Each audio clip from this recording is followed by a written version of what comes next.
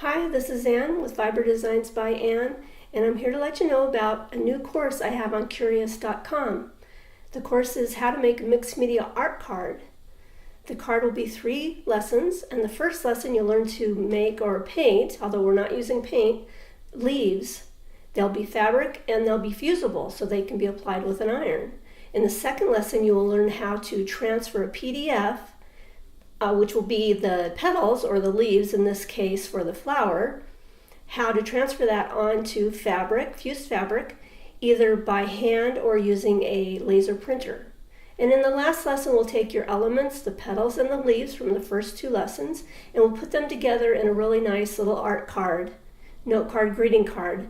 And again, you can change the colors and make it not a poinsettia. Doesn't need to be seasonal. Change the colors for a different kind of flower for any celebration. So I hope you'll join me over in the studio at Curious.com.